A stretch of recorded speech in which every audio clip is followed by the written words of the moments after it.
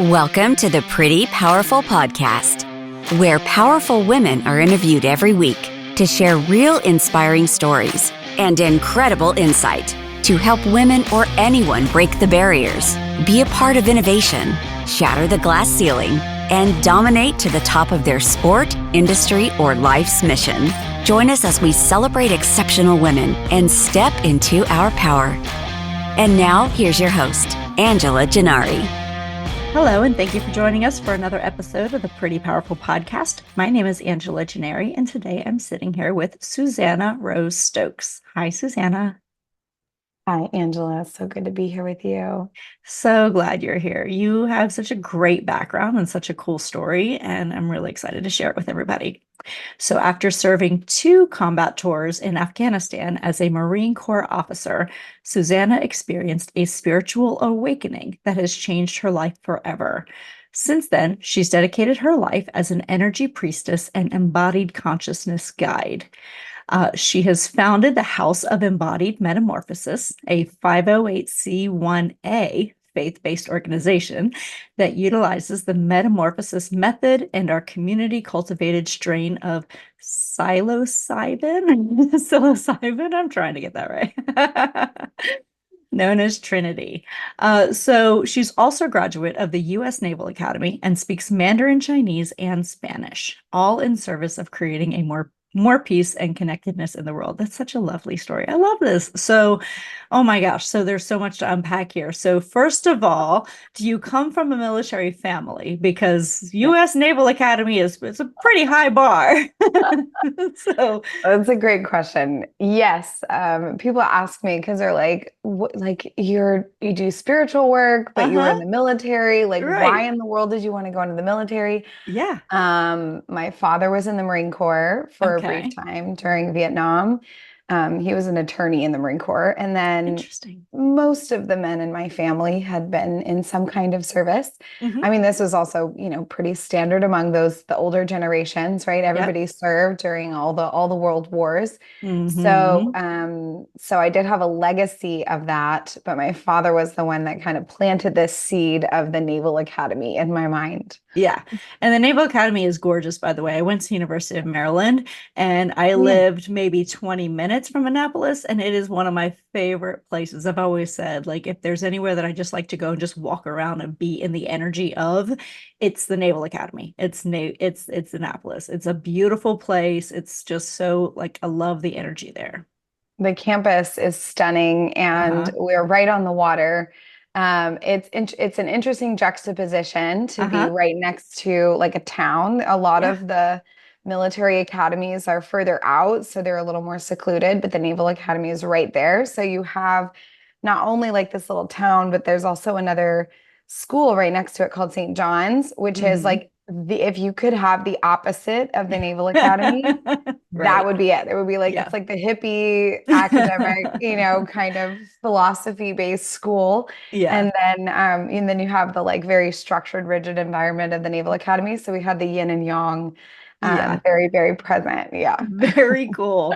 And my son wants to go to the Naval Academy. So we actually just did a little visit there. So it's one of his like things that he's right now in the process. He's a senior, so he's trying to take all of his tests and get his recommendations from a senator and all the things. So so very cool. So you go to the Naval Academy, and tell me about that experience and what that was like for you. Yeah. I decided I was going to be in the Marine Corps when I was very young. I watched my brother graduate from boot camp when I was about 4, because he's a half brother, so he's much older. Yeah.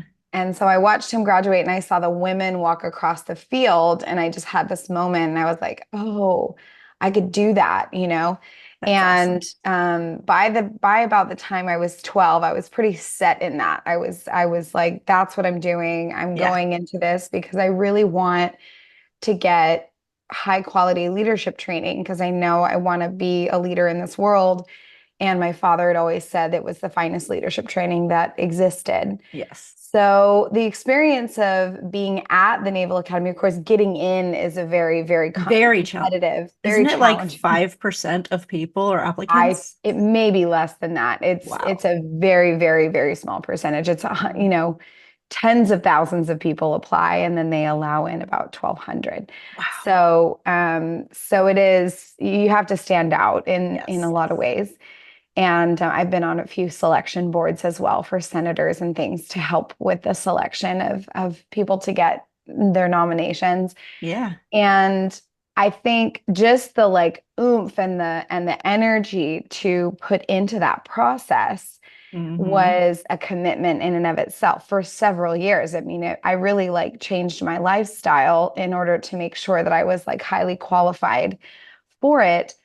And then being there, I enjoyed it, and I would say that in general, being in the academic environment of the Naval Academy itself was a place I thrived, because at the time, first of all, I was sort of like very in the like structured, rigid mindset of that, by being raised by a father who was in the Marine Corps.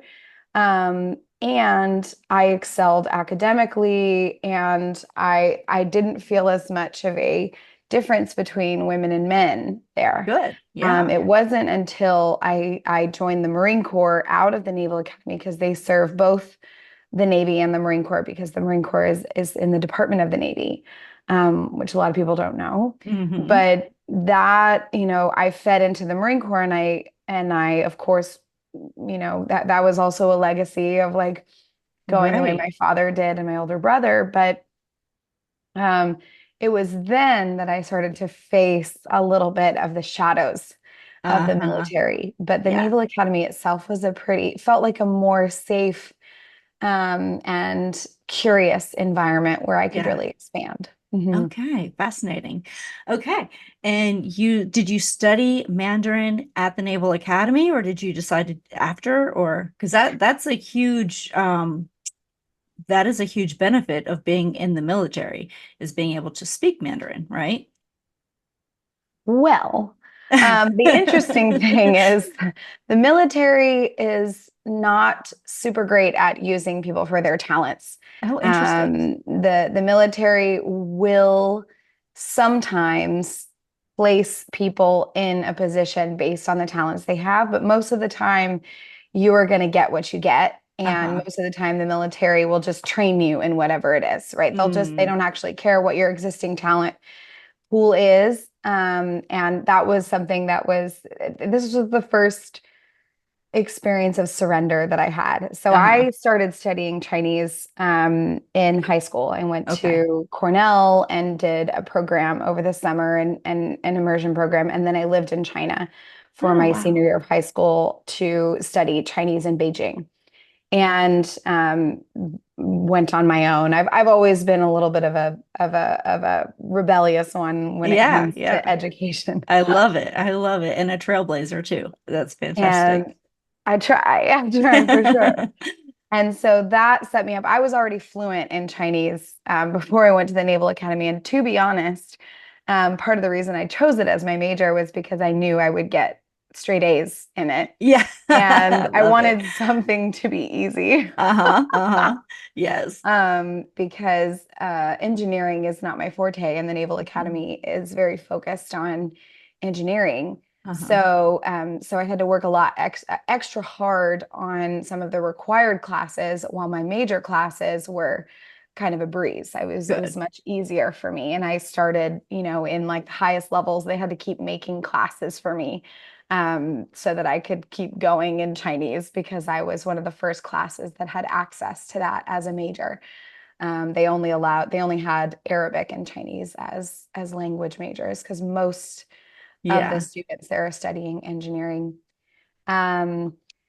And the CIA didn't come knocking on your door after the academy, because that's kind of the thing, is like if you know a language like Russian or Mandarin, they come looking for you and they want you on their team. I thought for many years about the CIA and other three-letter, Yeah. organizations, things like that. And what I learned over time was I actually want to be in the public eye. Yeah. Not Not in the behind the shadows. scenes, not in the shadows, not Right. hiding. And I think that I sort of energetically manifested them not ever wanting to, engage with me in that way. And being a white woman, I don't blend in as well in China, even though This I is speak the true. language. So I think they often want people who speak the language and look like the culture. And I don't look like that culture at all.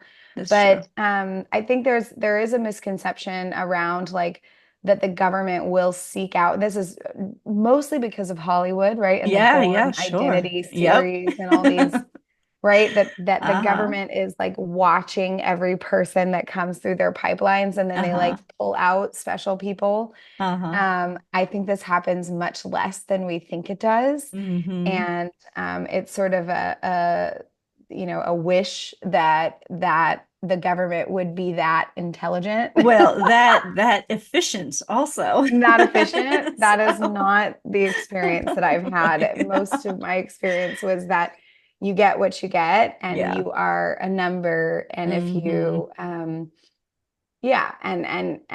it very likely won't match your skill set at all. That and tracks. You'll just have to learn a new thing. That tracks. Yeah, that's about it. Yeah, highly inefficient. And in the Marine Corps, yes. I mean, it's the same thing that from paying your taxes and all the other things, right? Going to the DMV. Going to the DMV, right? It's the same government. It's not, it's no different. And ultimately, I find that in the Marine Corps, they have a saying, which is bloom where you're planted. And I've had different feelings about that phrase over time. But most of the time I felt like I personally am a believer in people having a very particular role and purpose, which is one of the topics that I teach a lot about is purpose. And I think the reason I probably teach about it is because I was taken so far out of my purpose and shown what it's like to be so far off your path in some ways. And you can still find elements of your purpose no matter where you are, of course. But life showed me the importance of aligning yourself with your natural born talents. And one of the biggest disappointments that I experienced in the military, which also led to my understanding of how to surrender, how to fully surrender to just like the flow of things, was realizing how far away from my purpose I actually was in this lifetime. Wow. That's amazing. So you graduate from the academy, and then you are deployed twice to Afghanistan. Yes, they got their money's worth out of me. I was actually one of the first people from my graduating class at the Naval Academy to go to Afghanistan on that first deployment.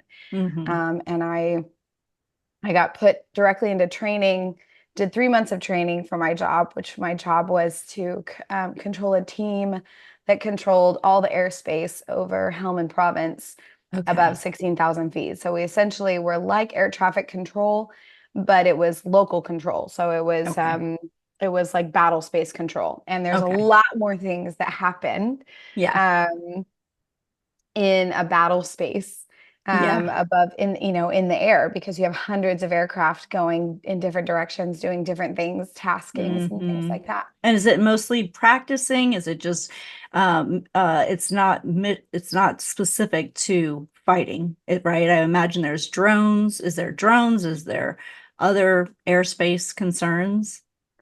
Yeah. And I mean, in a battle space, nothing is practice, right? That Right. we are there and we are Okay. doing things. Okay. Every single aircraft is doing some sort of tasking. Uh-huh. You're not going to be doing training evolutions over a battle space, Okay. like in Afghanistan, for example. Right. However, in Afghanistan, for example, for those listening who understand airspace, we had air supremacy, which means Okay. the Taliban doesn't have aircraft, right? They Yeah. don't have those assets. So we're not doing like Top Gun where you have dogfights where you're Yeah. fighting other aircraft. That wasn't happening because they don't have, they don't have a F-18. Right. Right. Right. So it's mostly just the Americans and then other NATO forces that were up Okay. there. So we're all friends to some Mm-hmm. extent, but everyone is doing something. So someone, for example, the little propeller planes are doing ISR, which is intelligence, surveillance, and reconnaissance. They're literally just watching the ground Okay. and flying in circles and watching to see what's going on so they can report to the ground troops what they're seeing. You have drones, what we call UAVs, unmanned aerial Mm-hmm. vehicles that are up in the sky, and they are usually also doing that type of thing. They're watching, and a lot of them are armed, so they have things like Hellfire missiles that they're Mm-hmm. dropping on people, on locations of high, targets, things like that. And then we do have like fast flyers, the fixed wing, more like close air support, which is, F-18s, Harriers, and then lower down to the ground, you have some of the Army stuff that's more like Mm-hmm. helicopters and Okay. Warthogs, A-10s. Yeah. Yeah. My personal favorite aircraft because it's just huge and Yeah. ridiculous. Um, but but ultimately and then you have tankers. You have all the tankers Mm-hmm. that are flying in a circle waiting for any aircraft that need to be refilled, like a Okay. gas station, Yeah. Yeah. up in the middle of the sky. And we're controlling, about 23,000 square miles of airspace, which is Wow. most of the center of Afghanistan. And it's hundreds of aircraft that are going to 200 to 600 miles an hour. And you're making Wow. sure that they're all not anywhere near each other. Yeah, exactly. Uh, Wow. so it's That's a chaotic. Yeah, lot. Yeah, it's that's a a lot. lot. Yeah. So is that what you did on both of your tours? The first one I was more on the ground with a team leading them in actual control of the airspace. So you're sitting basically in a little tiny black box Mm-hmm. with headphones on, looking at the radar screen, and then talking to aircraft and making sure that they're following all their flight plans and things like that.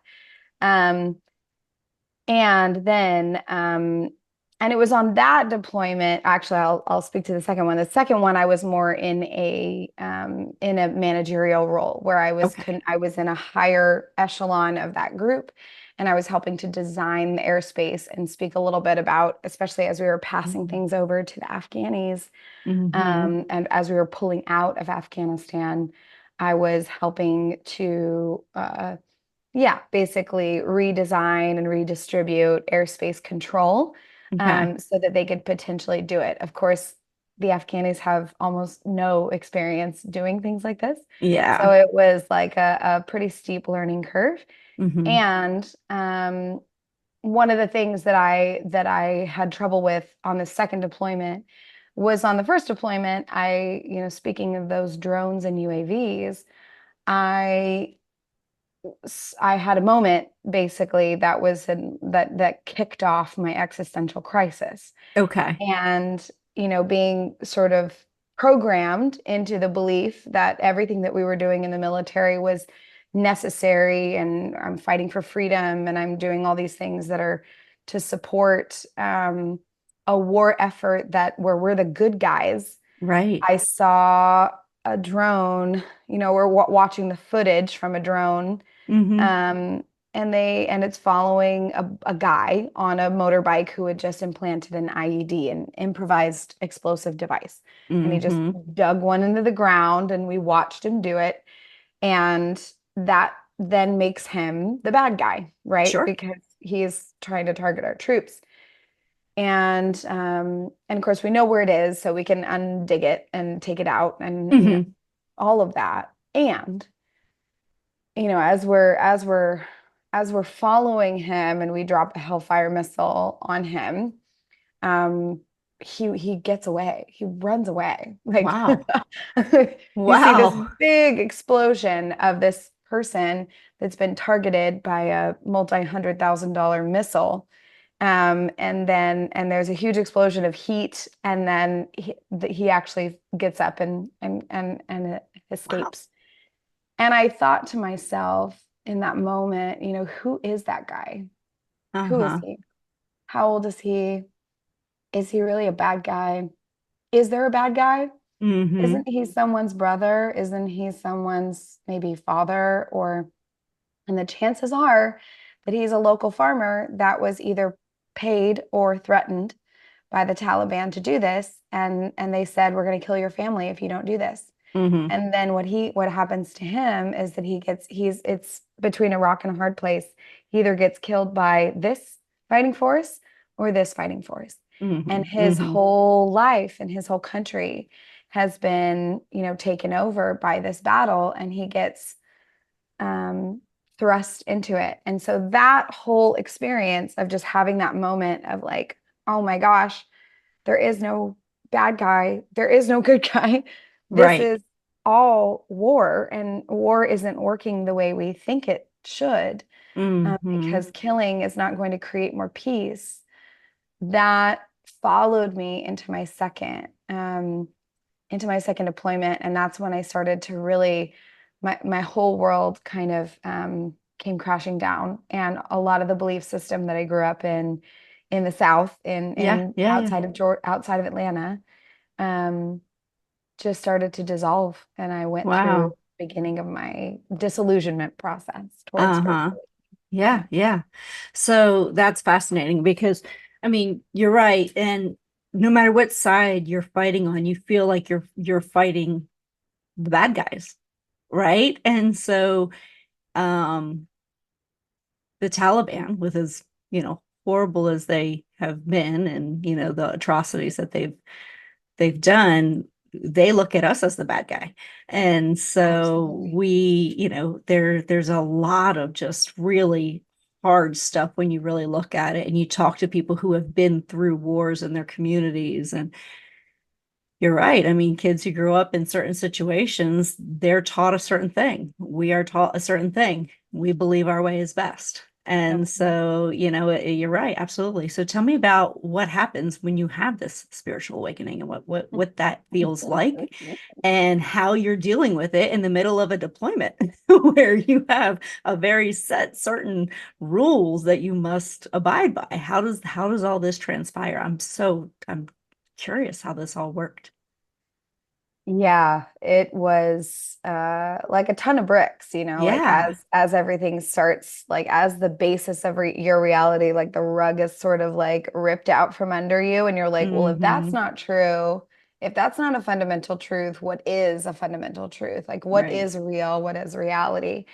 And growing up in the Methodist church, and also being exposed to like the Baptist church and other Christian churches, Protestant mainly, Hmm. I had a very particular view of God and what God is, and Right. who he is. And there was a masculine, presence. And what ultimately happened in my physical life was, um, I started to question God Hmm. and my belief system. And I remember like going to church on Sundays, even on the base in Uh-huh. Afghanistan, and listening and just being like, I am so checked out. Like, this is not, none of this resonates anymore. And then questioning all the scriptures, all the things that I had been taught. And then my marriage started to fall apart. Oh. And so that year was the year I ended up getting divorced. I had an affair with a man that I met in Afghanistan, who is currently my partner and the father of my child that I am pregnant with. Hmm. And then and so everything just like a cascade waterfall, just, and Wow. I ultimately realized very quickly that any hope or desire that I had to stay in the Marine Corps for 20 years or, Yeah, to yeah, grow in yeah. the ranks Mm-hmm. was absolutely out of the question. And Yeah. I needed to move on to the next chapter Mm-hmm. as quickly as I could. And of course, I had to write out my Sure. contract. Yeah. And that was also an exercise in surrender because I had to stay there and sit Yeah. in because the government kind of owned me at that Yeah. point. Yeah. Yeah. I could have potentially done something really bad to get kicked out, but Right, right, right. that wasn't really in my DNA. So I was still trying to maintain performance Mm-hmm. and to show up, and also to just have these epiphanies of realizing that I want to commit myself to peace and bringing people together, and that I want the complete opposite side of war. And it led me to do a lot of, it also led me to kind of go into my activist movement around women. Yeah. And so I started to volunteer a lot related to women's empowerment, and did a bunch of work supporting Lean In, which was Sheryl Mm-hmm. Sandberg's organization. Yeah. And that is what ultimately led me to a meeting with Sheryl Sandberg, of all things in the Wow, world, which that's was amazing. wild. Yeah, That's that was awesome. surreal. And she was like, you should come work at Facebook. Wow. That's And so crazy. I had the intention of actually going more into the State Department after the military. Yeah. And after a 15-minute call with her, I was convinced that, the corporate world was the place to go Okay. next. Interesting. Yeah. Wow. So, yeah, what a massive transformation from military to Facebook. I don't think there's no The blurred lines. spectrum. It's like one far end of the spectrum or the other. It feels like it. And what's so funny is when I got there, I realized how many overlaps there were. Like, Really it was an interesting. unbelievably similar environment. Really? But of course, with a more liberal flair, right? Sure, We sure. would say with a more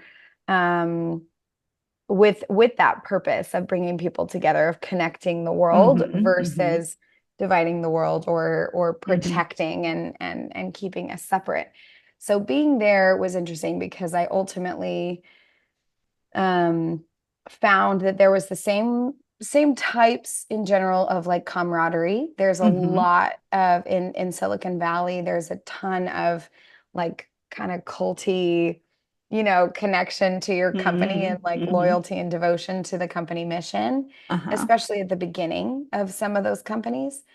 And you had fierce loyalty, very similar Really? to the military. Yeah. And then a Okay. lot of type A, Yeah.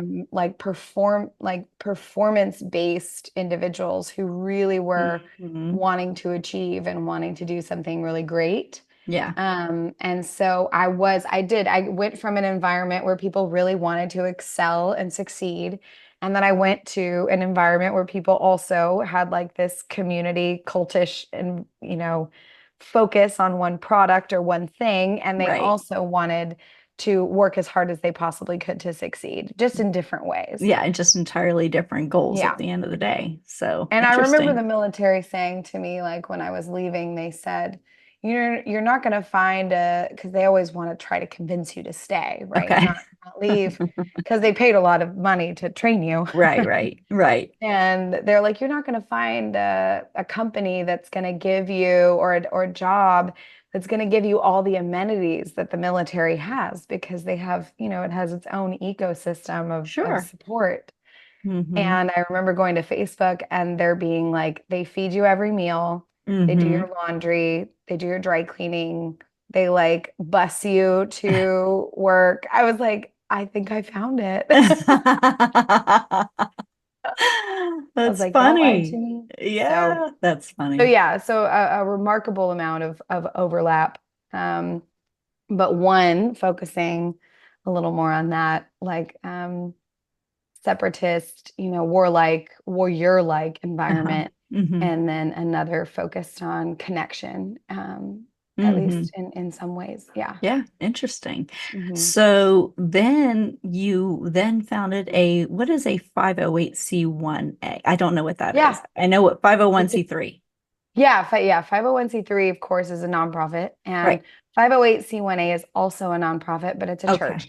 Ah, okay, It's what interesting. every church, every church you know of is a Mm-hmm. 508c1A. A lot of them also have a subsidiary or another organization that's a 501c3. And the Okay. distinction is one of them is faith-based Okay. and you can donate tax deductible, but 501c3 puts you in a slightly more trusted realm of donations, I financially see. speaking, because you're on Uh-huh. a national register. Ah, I see. Yeah. Okay. I wasn't sure what that was. Yeah. So then what led you to be the founder of the metamorphosis method and the embodied metamorphosis, the House of Embodied Yeah. Metamorphosis? Yeah. So we formed our organizations as two organizations. One is Metamorphosis Ventures, which is, Okay. your typical corporation. Uh-huh. And then we have House of Embodied Metamorphosis, which is the church, the faith-based Okay. organization. Okay. And Metamorphosis Ventures is, we use the metamorphosis method because it was birthed from the three women who founded it, myself, Jenna, and Ashley. We are the co-founders of this Okay. of both of these organizations. And what ultimately came to be was that Jenna and I began to do work with medicine, with psilocybin mushrooms, and to hold ceremonial spaces for them. And Mm-hmm. part of the reason for that was because I was doing my own healing for myself. Mm-hmm. You know, I was really, in some ways, not admitting or not even seeing that I had post-trauma, Yeah. for sure, right? From Mm-hmm. seeing people die. I was on the base in Afghanistan when we were attacked, and several of our military members passed, and of course I had loads of people around me who had committed suicide and Mm-hmm. taken their own lives, which is much bigger of a pandemic than even loss from war. And then I was also a victim advocate in the Marine Corps, so I was an advocate for survivors of sexual assault. And I had a lot of conversations and a lot of like working closely with people who had been assaulted and harmed, mostly women, Mm-hmm. not all though, and by others, by either other military members or outside the military. And Mm-hmm. all of that, even the vicarious trauma, even just being around it, Mm-hmm. um, really hurt my heart because Mm-hmm. I am a very sensitive, energetic being. Mm-hmm. And I didn't know how sensitive I was. And so I was taking on a lot of that. And my own journey while I was at Facebook, being in the Bay Area, in the Mm-hmm. Bay Area, psychedelic use is a much different energy here. It's Right. much more loose, much more acceptable. The Mm-hmm. community, and of course, going to Burning Man and other festivals, I became exposed to these things. And being the sort of straight edge good girl that had done zero substances, Right, right. until the Naval Academy so I could get in, um, this was a whole new world for me. And it began the very first time I sat with LSD, for example. It said to me, Susannah, there's so much more than just recreation here. Like, the play is great. Please play. That's important. And this is not just for play. This is a ceremonial medicine that is very healing. Mm-hmm. And I can help heal you if you allow me to. And that's what led me. And then, of course, and then my co-founder, Jenna, um, to host our first retreat. And Ashley came in, and did a lot of the operations. And she's a chef. And so she cooked for it as well. And Okay. after that first retreat, which we called Metamorphosis, Uh-huh. it Uh-huh. became very clear that this was much more than just one retreat. Okay. It was a much bigger thing. And even then, we didn't know how big it would be. But everyone at that event, who felt the strength of the space and the safety, right, of that and the intentional process of preparation and integration, which we now call the metamorphosis method, and there are particular pillars of that method. They felt the difference between that and a lot of other like medicine workers and ceremonial experiences they'd had in the past. And that's how it was born. And I'll say on top of that, I'm the granddaughter of a bishop in the Methodist Church his whole lineage were all spiritual leaders. And Jenna is the granddaughter of a bishop in the Mormon Church. Oh, interesting. And their lineage was a lot of spiritual leaders there as well. And both of them were also deans of schools, of universities. So just wild, like the overlaps and the synchronicities. But we clearly were designed and meant to step into some kind of spiritual leadership. And that's one of the reasons why the military was such a crunchy place for me, because it was so opposite. It was so polar to what my soul really wanted and needed. And I needed to see that. I needed to be physically in war in order to remember actually why I'm here. Yeah. It's fascinating. So you started kind of going into this metamorphosis with the idea that you wanted to transform lives to help people find their purpose. So in doing that, these is it the ceremony, the workshops? Tell me a little bit more about when people come in. Are they dealing with trauma? Have they just lost their way? Have they just, what type of people are coming in, and how do you help them? Wonderful question. Yeah. We've been refining this because of course, at first it was like whoever I knew, I was like, hey, you want to come in and try this? Yeah. See what happens. And what I discovered was, much like most businesses, the being that is attracted to working with us at Metamorphosis often looks like us and has had similar experiences to myself, Jenna, and Ashley. Yeah. And usually these are people who are who have grown up in some kind of maybe upper middle class Western environment, typically European, American, maybe South American. And they have faced a certain type of trauma, because one of the things that we do in our society is we kind of compare trauma. We're like, like my parents always said, like, oh, eat your food because there are starving children in South Sudan.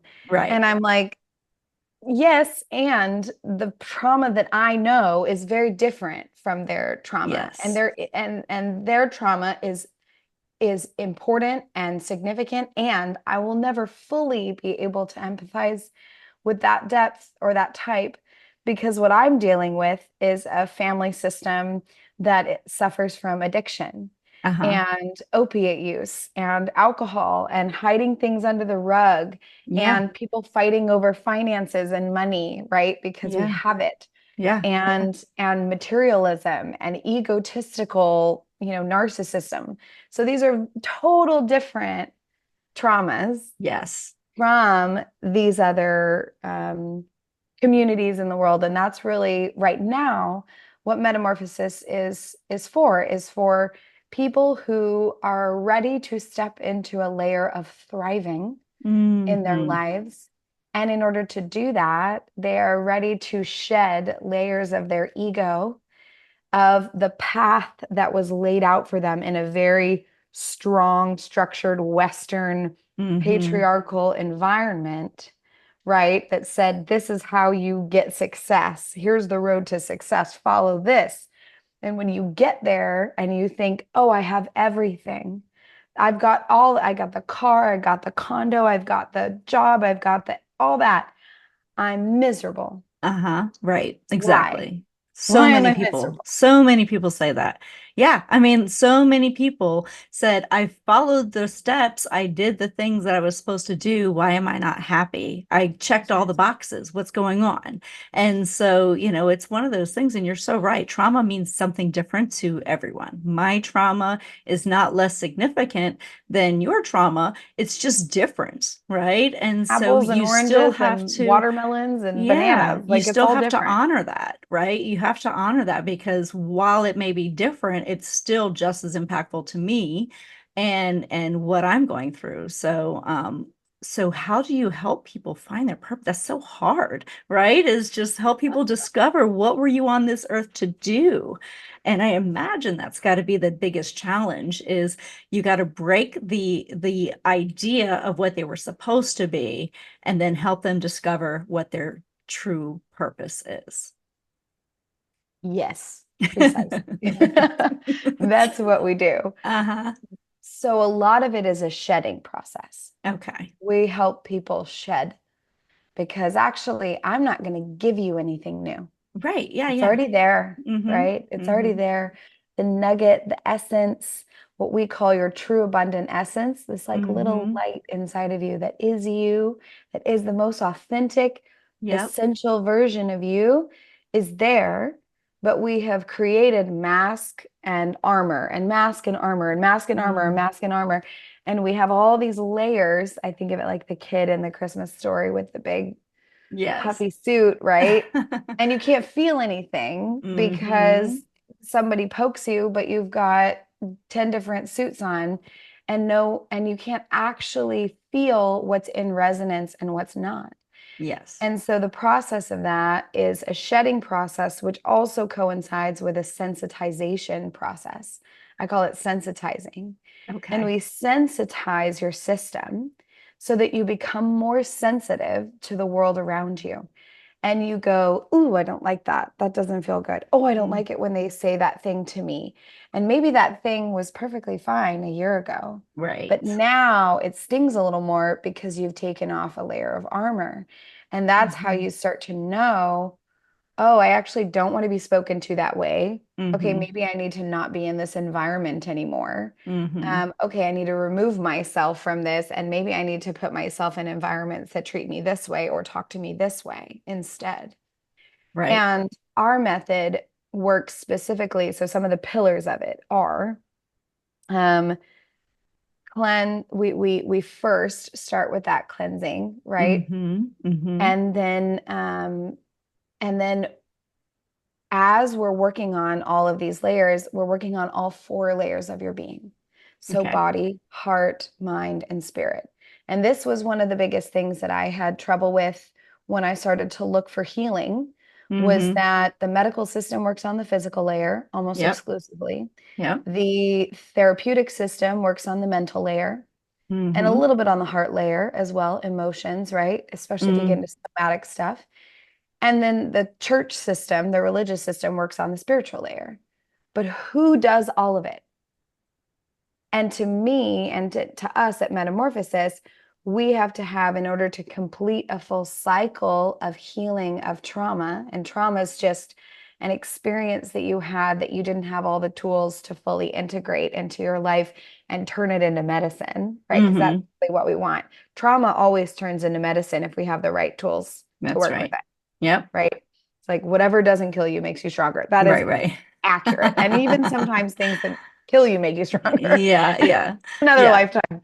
So, so ultimately, we want to do completion work, Mm-hmm. right? And the completion work means that we have to work on all four layers somewhat simultaneously. And we have to speak to and clear and shed all the extra things from all the layers of the being. And the medical system doesn't even acknowledge that there's a spiritual or energetic layer, Mm-hmm. and sometimes doesn't even acknowledge that there's a heart layer, that there's an Mm-mm. emotional layer. Yeah. And so we have all these disjointed systems that are out there. And what we found about plant medicine as a sort of capstone experience of that, Mm-hmm. right, was that if we prepared you on all four layers And then you open and expand your consciousness and you go into an altered state of consciousness, which gets you out of your default mode network, which is what they know psilocybin to do. It quiets the default mode network of the brain, which is your pattern-based behavior, a little bit like your ego, right? Your personality, the things that you have built to like interact with the world. Right. Then we open that, and that's the experience, that's the altering experience. And then we integrate it, also focusing on all four layers of the being on the other side.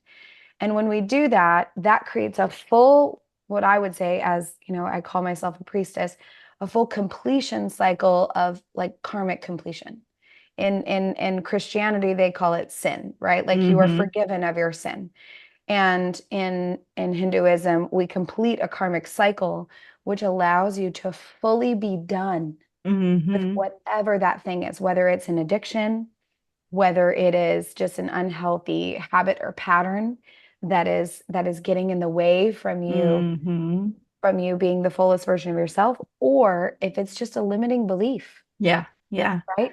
Yeah. I mean, it can be something as simple as having limiting beliefs around money, around relationships, where you just, and I mean, some of these things are just childhood things that you heard over and over and over again. We don't have enough money for this. We can't do this. We can't afford that. You can't do this, that's just not possible.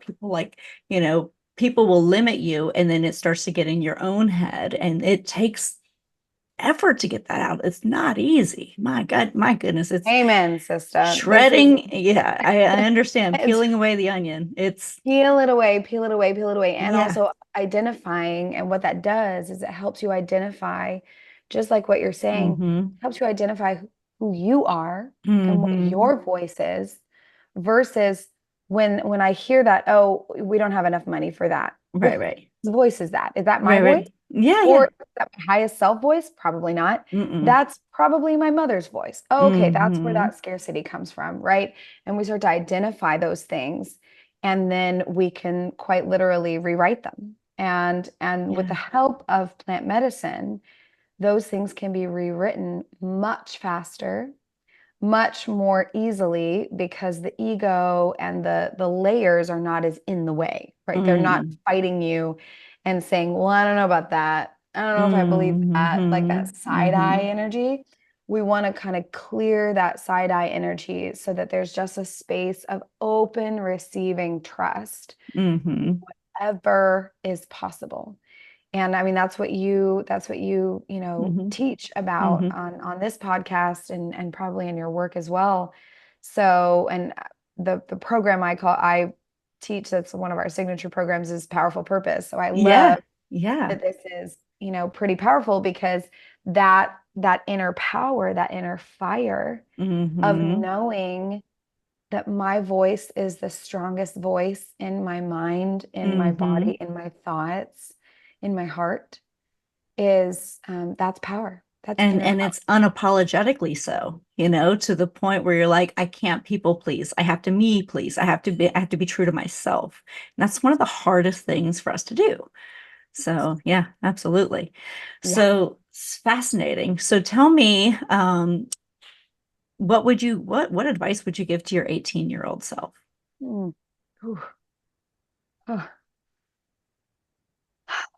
It's like, I wouldn't change going into the military, right? Right. But I think I might have prepared her for a moment and been like, you're going to go through some really tough things that are going to challenge everything you thought was true. Just let it happen. Don't try to control it.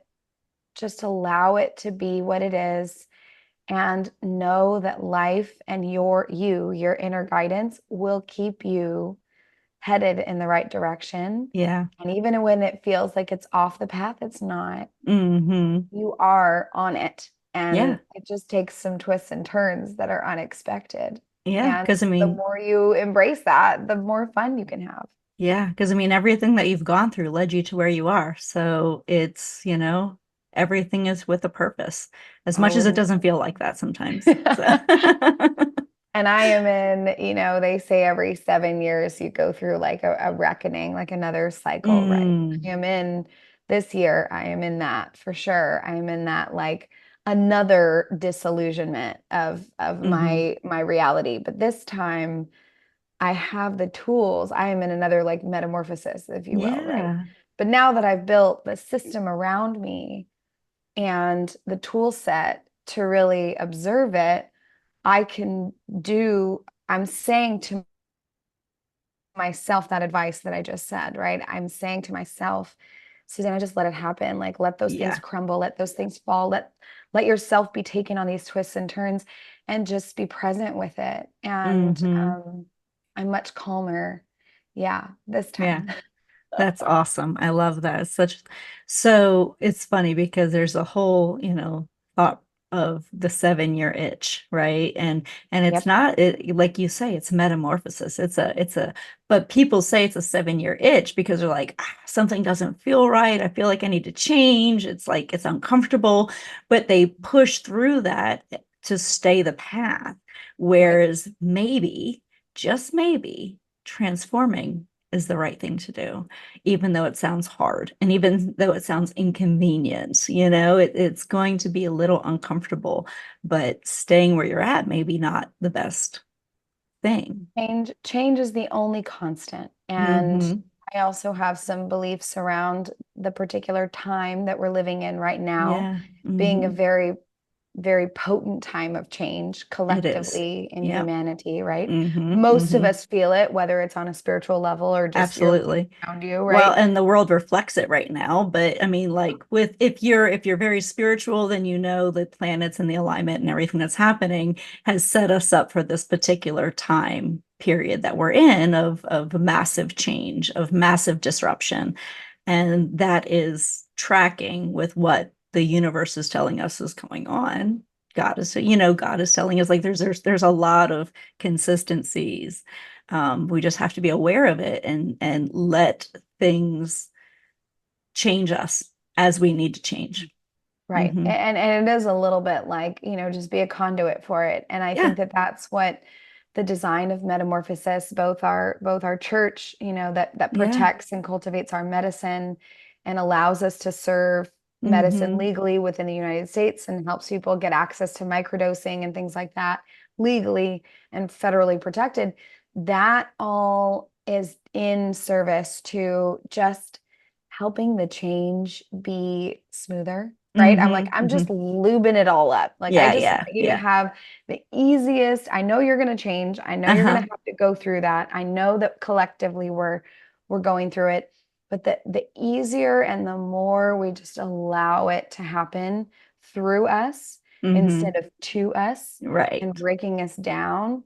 Um, yeah, just like the more enjoyable it can be for everybody and the more peaceful it can be Absolutely. versus resisting. Yeah. 100%. So I've really enjoyed this conversation, Susannah. You're so insightful. Just fascinating. Love your journey. You just have so much great insight to share. So one last question for you. What do you wish more people knew? Hmm. I wish more people knew the depth of their preciousness. Mm-hmm. I My love it. grandfather used to say, all beings are unutterably precious in the sight of God. Oh, I And love that it. is it, right? That Yeah. you're so precious. You are so special. Everything that you came here to do and to be is already within you. And you are such a significant part of this overall system, no matter how big it is, no matter how Hmm. small you feel you are important.